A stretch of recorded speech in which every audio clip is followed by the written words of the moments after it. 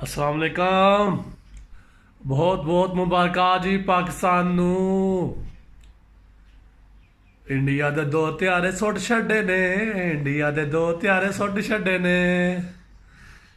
बड़ा आया सी असी की करनी है, सर्जिकल स्ट्राइक। सर्जिकल स्ट्राइक करनी है। सो गई सी सर्जिकल स्ट्राइक है। ਹੁਣ ਨਾਲ ਹੀ ਬਿਆਨ ਹੁੰਦਾ ਪਏ ਨੇ ਅਸੀਂ ਪੂਰਾ ਅਮਨ ਚਾਹੁੰਦੇ ਆ ਪਾਕਿਸਤਾਨ ਨਾਲੋਂ ਕਹੀ ਅਸੀਂ ਪਾਕਿਸਤਾਨ ਨਾਲ ਕੁਝ ਪੂਰਾ ਅਮਨ ਜਿਹੜੇ ਨਾ ਅਸੀਂ ਮੁਜ਼ਾਕਰਾ ਚਾਹੁੰਦੇ ਆ। ਲਾਨਤ ਤੁਹਾਡੇ ਤੇ ਐਡੇ ਤੁਸੀਂ ਵੱਡੇ ਉਹ ਤੁਸੀਂ ਤੁਹਾਨੂੰ ਪਤਾ ਨਹੀਂ ਪਾਕਿਸਤਾਨ ਦੀ ਫੌਜ ਦਾ ਹਰ ਵਾਰੀ ਮਾਰ ਖਾਂਦੇ ਹੋ ਤੇ ਮਾਰ ਖਾਣ ਤੋਂ ਬਾਅਦ ਸਿੱਧੇ ਹੁੰਦੇ ਹੋ। ਵੈਸੇ ਆਂਦੇ ਕੁੱਤੇ ਦੀ ਦਮ ਜੜੀ ਹੈ ਨਾ 100 ਸਾਲ ਨੱਪੀ ਤੋਂ ਸਿੱਧੀ ਨਹੀਂ ਹੁੰਦੀ ਆ। ਤੁਹਾਡਾ ਵੀ ਉਹੀ ਹਾਲ ਹੈ।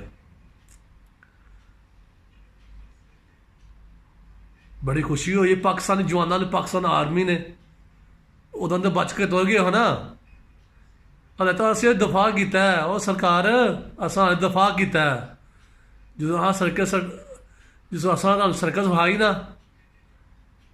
तुम चाया जो फिर तुम लगना पता है मुद्दी शुद्धी तो अस पुट्ठे टंग छड़ने हैं। असं 2 जहाज सुट्टे ने तो इंडिया पूरी है जी, इंडिया पूरी जी ना मीडिया इनू सप सुंघ गया ना हारिया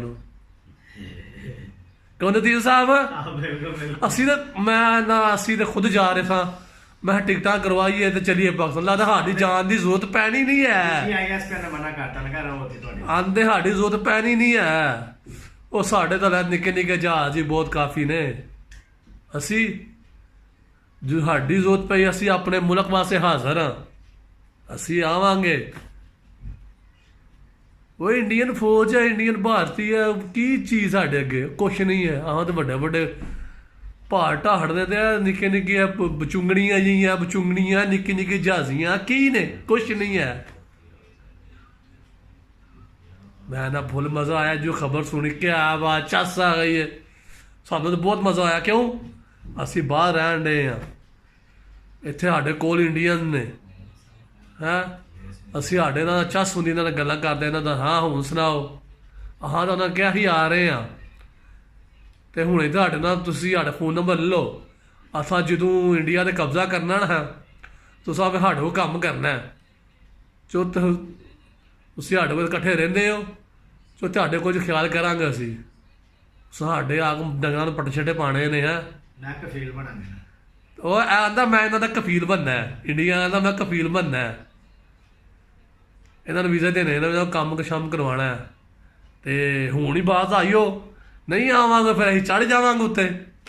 ਕੀ ਗੱਲ ਕਰਦੇ ਹੋ? ਚੜ੍ਹ ਜਾਵਾਂਗੇ ਉੱਤੇ।